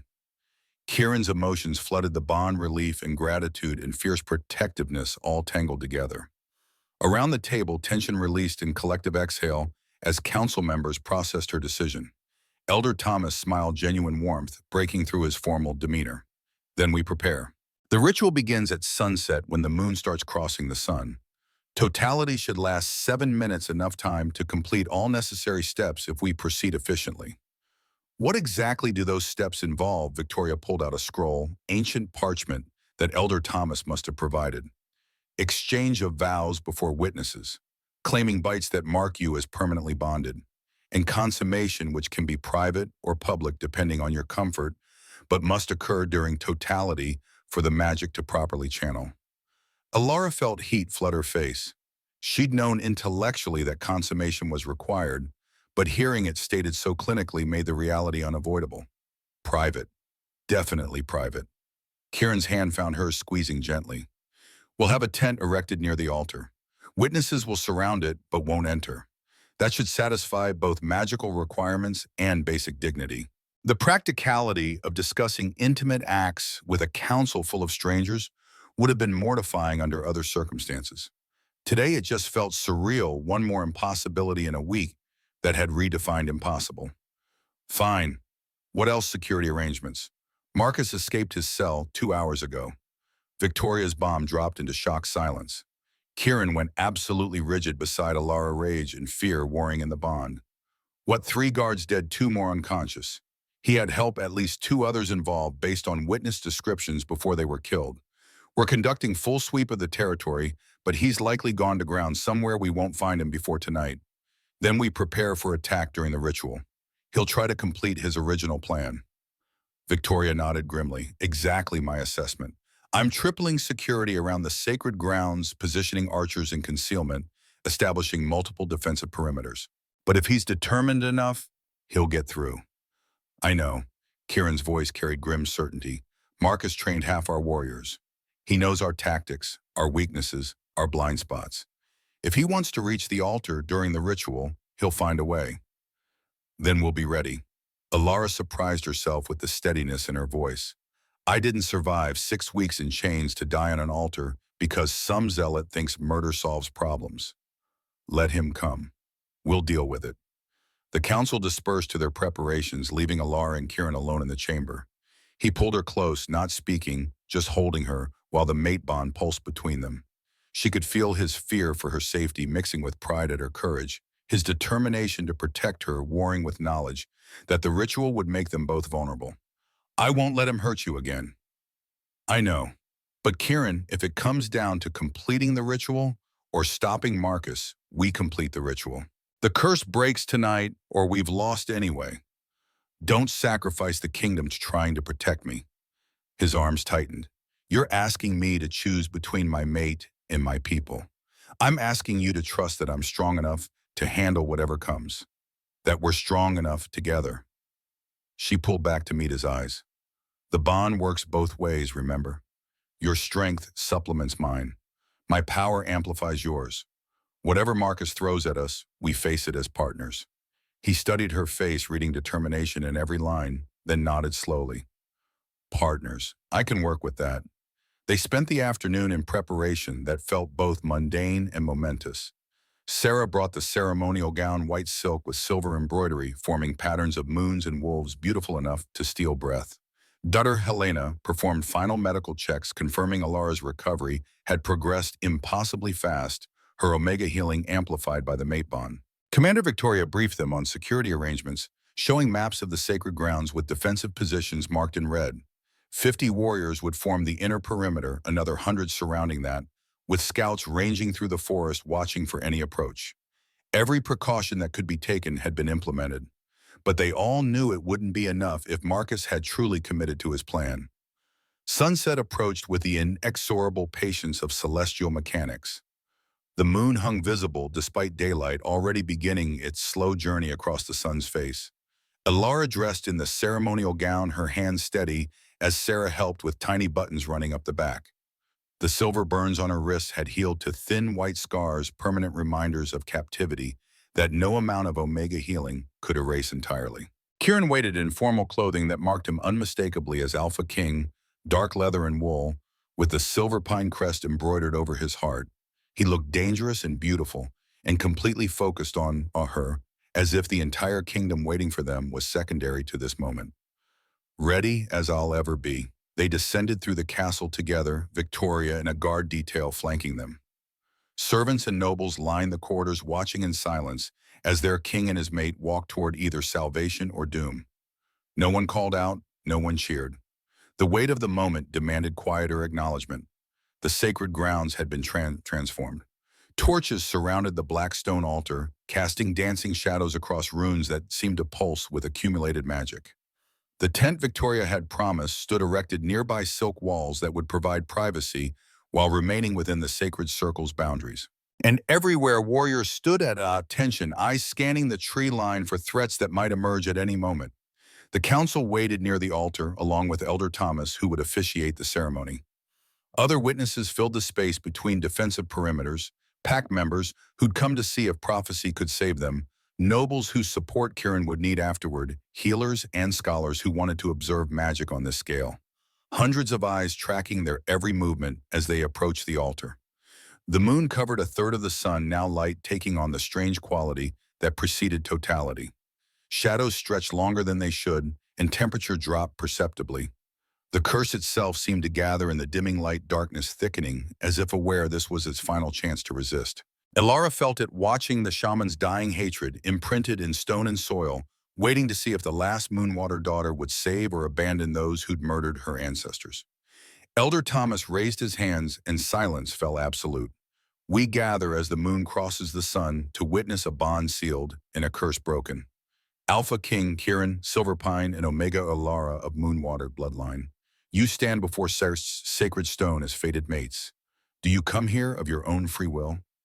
Kieran's voice rang clear and certain. I do. Alara took a breath, feeling the weight of choice settle over her shoulders. I do. Then speak your vows as darkness falls. Kieran turned to face her, fully taking both her hands in his. The mate bond flared warm at her neck, and through it she felt his absolute commitment, his fierce determination to be worthy of the trust she was placing in him. Alara of Moonwater, I vow to honor your choices above my own desires. I vow to protect you with my life and everything I command. I vow to see you as a person first, always, never as prophecy or tool or means to an end. I vow to spend my life trying to deserve the gift of your trust. Whatever comes, whatever challenges we face them as equals and partners. This I swear. The formal words carried weight beyond their surface, meaning alpha dominance bowing before omega autonomy in ways that made several council members shift uncomfortably. But Kieran didn't waver, his gaze locked on hers. Alara's throat tightened, but she forced her voice steady. Kieran Silverpine, I vow to face this future with courage even when I'm terrified. I vow to trust you with my heart, despite every reason I have to guard it. I vow to be your partner, your mate, and your equal. I vow to break the cycle of hatred that cursed your kingdom and destroyed mine. Whatever comes, we face it together. This, I swear, The moon covered half the sun, now totality approaching rapidly. Elder Thomas gestured them closer to the altar. The claiming marks. Kieran's eyes flashed gold as his wolf rose close to the surface. He stepped into her space, hands sliding to cradle the back of her head, tilting her neck to expose the junction where shoulder met throat. His other hand rested at her hip, steadying her. "I'm sorry if this hurts." Then his teeth were at her neck, pressure building, before breaking through skin in a sharp burst of pain that made her gasp. But the pain lasted only seconds before transforming into something else entirely. Heat flooding through her veins, the mate mark at her neck igniting like a brand. And suddenly his emotions were hers completely.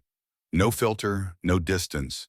She felt his love, his fear, his desperate hope, his absolute certainty that she was everything. He pulled back, blood staining his lips. The mark on her shoulder burned and throbbed and felt completely right, permanent claim that no power on earth could remove. "Your turn." Her wolf surged forward, canines lengthening as instinct took over. She rose on her toes, found the matching spot on his neck, and bit down hard enough to break skin. His blood filled her mouth, copper and salt, and something uniquely him in power crashed through her as the bond completed its first phase. She could feel his wolf howling, triumph, feel his human side's relief and joy, feel the absolute rightness of this connection. When she released him, they stood marked and bleeding, the first seal of the mate bond complete. The moon covered 3/4 of the sun. Darkness fell across the sacred grounds like a curtain dropping, and the curse responded. The black stone altar pulsed with malevolent energy, runes glowing sickly green as ancient magic recognized what was happening. Around them, dead gardens writhed as if in pain, the curse fighting against the possibility of its own breaking. Complete the bond. Now. Elder Thomas's urgency cut through the gathering darkness. Kieran swept Alara into his arms and carried her toward the tent. Behind them, witnesses formed protective circles, warriors raising weapons as tension ratcheted to breaking point. Then chaos erupted. The explosion came from the eastern perimeter, fire and force that sent warriors scattering. Through the smoke and confusion, figures emerged, Marcus in the lead, flanked by Serena, and at least a dozen others wearing colors that marked them as members of various noble houses. All armed, all committed to their original plan, regardless of cost. Protect the king and the Omega Victoria's shout mobilized warriors instantly, but Marcus's group moved with the precision of people who'd trained together, who knew these grounds and these defenders. They cut through the first defensive line with brutal efficiency, driving toward the altar where Kieran had frozen, torn between completing the ritual and engaging the threat. The moon covered 90% of the sun. Minutes left before totality ended. Alara grabbed his face, forcing his attention back to her. "Complete the bond. I'll handle Marcus. You can't watch me." She pushed power through the mate bond, drawing on his alpha strength to supplement her own, and felt his reluctant acceptance.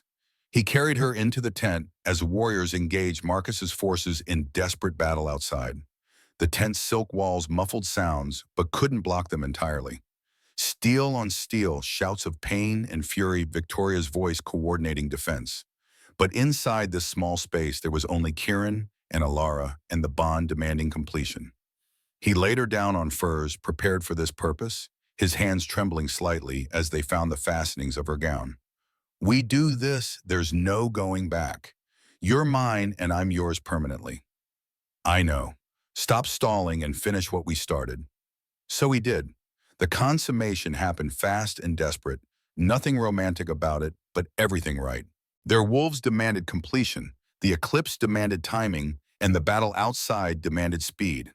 Alara clung to him as the mate bond sealed fully, third and final step locking into place with force that stole her breath. Power exploded through her, not just her healing ability or his alpha strength, but something new, something created by their union. The bond multiplied their individual power exponentially, Omega and Alpha combining into force that dwarfed what either could achieve alone. She could feel the curse now completely and clearly. Not just surface manifestation, but its entire architecture, the shaman's dying magic woven through earth and stone and living things. And underneath that older power, the land itself predating curses and kingdoms, remembering when Moonwater Pack had called it home. Kieran felt it too, his awareness bleeding into hers through the completed bond. Together, they reached out with combined power, grasping the curse's structure and pulling. The shaman's magic fought back, resisting with concentrated hatred. It wrapped around them, trying to consume rather than be consumed, dark threads seeking to strangle what it couldn't control. Pain exploded through Alara's chest, through Kieran's agony, shared completely through the bond. But they didn't let go. Alara called on moonwater blood, on ancestral connection to this land that ran deeper than Silverpine's 3 generations of occupation. The earth recognized her, responded to her, remembered pack that had honored it properly before invaders came with swords and fire. She offered forgiveness not to Silverpines, but to the land itself, releasing it from obligation to punish innocence for old crime. Kieran acknowledged his family's guilt, pouring genuine remorse through the bond, making promises not just to Alara, but to the murdered dead whose curse had poisoned everything they'd built. The curse shuddered, cracked, and shattered. Light exploded from where they lay, golden and pure, radiating outward in waves that swept across the sacred grounds and beyond. Everywhere it touched, the curse dissolved. Dead plants burst into bloom, flowers erupting in impossible profusion. The fountain's cracked basin sealed itself, and water began flowing clear and cold. Trees straightened, leaves unfurling, green and vibrant. Even the black stone altar lost its sickly glow, runes shifting from malevolent to merely ancient. The transformation rippled outward at impossible speed, a wave of healing magic that crossed the entire territory in seconds. Crops that had been withered recovered. Rivers ran clear. Children in villages across Silverpine gasped as their wolves returned stronger than before. Elders felt their bonds reestablished, the curse's severance reversed. The kingdom was healing. The land was healing. And in the tent at the center of it all, Alara and Kieran collapsed together, completely drained, the mate bond pulsing with exhausted satisfaction. Outside, the battle had stopped. Marcus and his conspirators knelt on the ground, forced into submission by the sheer power of what had just occurred. The Omega magic radiating from Alara had overwhelmed them, making resistance impossible, reducing warriors and nobles to helpless supplicants before force they couldn't comprehend. Victoria appeared at the tent entrance, diplomatically not looking inside. "Your Majesties, the curse is broken. Marcus and his allies are secured, and the eclipse is ending. You might want to see this." Kieran helped Alara dress with hands that still trembled from power expenditure, then led her outside into a world transformed. The moon was moving past the sunlight, returning in gradual stages, revealing gardens that looked like paradise instead of graveyard. Everywhere she looked, life bloomed in defiance of everything the curse had been. And her people know. Their people now stared at her with something approaching religious awe. Marcus knelt in chains, his expression shattered as he witnessed everything he'd tried to prevent. The curse broken through union instead of sacrifice. The kingdom saved by the very Omega he'd tortured. His entire worldview proven catastrophically wrong. Kieran approached him slowly, every line of his body radiating barely contained fury. "You murdered my parents. You tortured my mate. You conspired to destroy everything I'm trying to build. Give me one reason I shouldn't execute you right now." Marcus looked up and for the first time showed something besides zealot's conviction. Regret flickered across his face, quickly suppressed but visible through the cracks in his composure. "I was trying to save the kingdom by becoming the kind of monster that justified the curse in the first place." Kieran's voice cut like blade. "You failed. The kingdom stands. The curse is broken, and you're responsible for nothing but pain and death. You'll face justice for your crimes." He turned to Victoria. "Take him and the other conspirators to the dungeons. Triple security. Tomorrow we hold formal trials." As guards hauled Marcus away, he called back over his shoulder. "You were always too soft, Kieran. One day that weakness will destroy everything." Kieran didn't respond. He simply returned to Alara's side, threading his fingers through hers, and together they watched the eclipse end and the kingdom celebrate its salvation. The trials happened 3 days later, giving Alara time to recover from the massive magical expenditure and giving Kieran time to gather evidence and testimony. The Great Hall filled with witnesses from every corner of the territory, all present to see justice served. Marcus faced charges of regicide, kidnapping, torture, conspiracy to commit murder and treason. The evidence was overwhelming: his own journals, correspondence with conspirators, testimony from guards he'd bribed or threatened. Lord Blackwood testified about his daughter's recovery, his voice breaking as he acknowledged his own complicity, born from desperation. Lady Serena showed no remorse, defiant to the end, insisting that pragmatic leadership required difficult choices and history would prove them right. The other conspirators ranged between those extremes, some genuinely repentant, others sullenly convinced they'd acted correctly, despite outcome proving otherwise. Kieran presided over the trials with Elder Thomas, advising on pack law. The sentences came down fair but harsh. Death for treason was traditional, but Alara spoke during sentencing, her voice carrying authority. She was still learning to wield as Luna Queen. I should want them dead. After everything, execution would be justice. But I won't start my time as Luna by advocating for more death. This kingdom has seen enough killing. She met Marcus's gaze directly. The punishment for your crimes will be the right of removal. Your wolf will be severed from your human, leaving you permanently incomplete. Then you'll be exiled beyond our borders with nothing but the clothes you wear. You'll live the rest of your days as human, remembering what you lost and why you lost it. The sentence was arguably crueler than death. For shifters, their wolf was half their soul, fundamental to identity. Severing that bond meant severing themselves, living in permanent state of wrongness. Marcus went pale but said nothing. The ceremony happened at sunset in the sacred grounds, the same place where Alara and Kieran had broken the curse 3 days prior. Elder Thomas performed the ritual with 3 other alphas, assisting ancient words in a language that predated modern speech. When they placed hands on Marcus's head and spoke the severance, his scream echoed across the gardens. Raw agony, absolute loss, the sound of something fundamental being ripped away. The other conspirators followed each scream, layering atop the last until the air itself seemed to weep. When it finished, 7 people sat in chains looking hollow and diminished the light that had marked them as shifters extinguished forever. Guards escorted them to the border. If they ever returned to Silverpine, the sentence was death. But Alara suspected none would dare. The territory they tried to save through atrocity would forever remind them of failure. 3 months passed in blur of adjustment and revelation. Alara learned to be Luna Queen, to command respect from nobles who'd initially seen her as kidnapped victim rather than ruler. She established healing centers across the territory, training other Omegas in techniques Margaret had taught her, combining traditional methods with the enhanced abilities the mate bond granted. Margaret herself arrived after roads became safe for travel, her reunion with Alara tearful and joyful. The elderly healer took one look at her former apprentice, now Luna Queen, mated and marked and glowing with pregnancy's early signs, and declared herself ready to retire to castle life as official royal grandmother. Because Alara was pregnant, 10 weeks along, confirmed by Dr. Helena just yesterday. The news had sent Kieran into protective overdrive until Alara reminded him firmly that she'd survived 6 weeks in silver chains and could handle pregnancy just fine. They stood on the balcony of the royal chambers, now watching sunset paint the gardens gold and green, watching their kingdom thrive in ways it hadn't for 3 years. Children played in grass that grew thick and vibrant. Rivers ran so clear you could see fish swimming. The harvest reports predicted record yields, more than enough to replenish stores and trade with neighboring territories.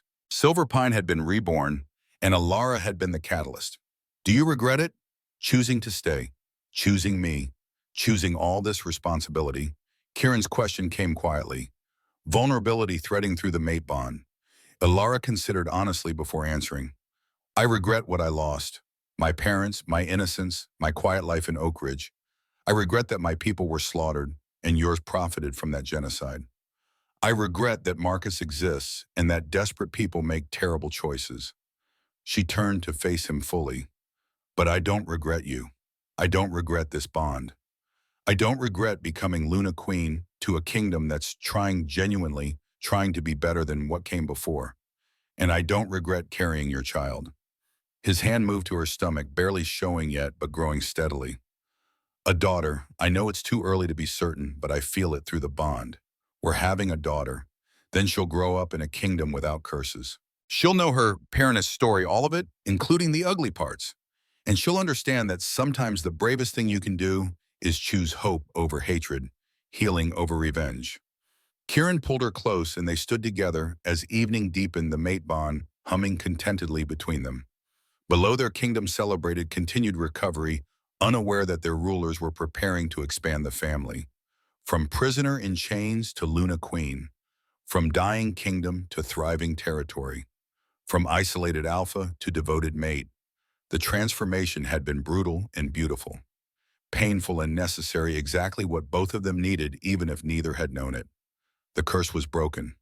Justice was served, and the future stretched ahead full of possibility and promise and the sacred responsibility of building something worth keeping from the ashes of generational tragedy. Elara placed her hand over Kieran's where it rested on her stomach, feeling their daughter move in response, feeling the mate bond pulse, warmly feeling peace she'd never expected to find. This was home. This was family. This was choosing love over fear and watching that choice transform everything. And it was enough.